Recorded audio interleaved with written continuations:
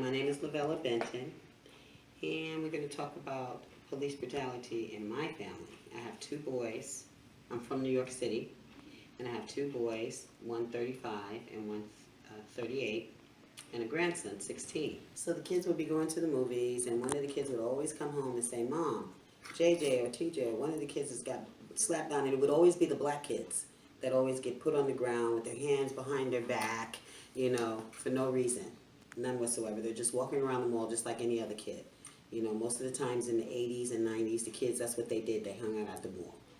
And every time one of my boys would be, my boys are very muscular. I'm a gymnast all my life.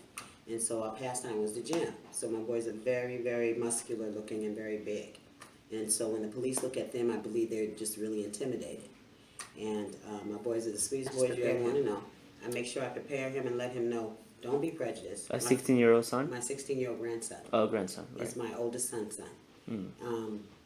And I tell him all the time, I try to prep him. And it's unfortunate you have to prep your kids how to act or how to move around or how to just be themselves because they have to worry about the police killing them possibly. Because they, I teach them, make sure you know all your rights. Make sure your hands are free and visible at all times. Why do you have to tell your kids this? Mm-hmm. They're supposed to depend on the police. Instead, they worry about the police. And my youngest son wanted to be a police officer all the way up until 12 years old when that started happening. He started fearing the police. At that point, it's like they used to come home and say, "Mom, why do they treat us so different? Why are we so different? What's so different about us?" And then I'd have to break them down and tell them, take it all the way back to slavery, because you got to do that. You got to let your kids know, because the kids now, they're like, that's bullshit. Kids don't care about color. They really, these kids, the millennial kids today really don't care. It's like, you stupid grown folks. Why you guys still have this thing from the past?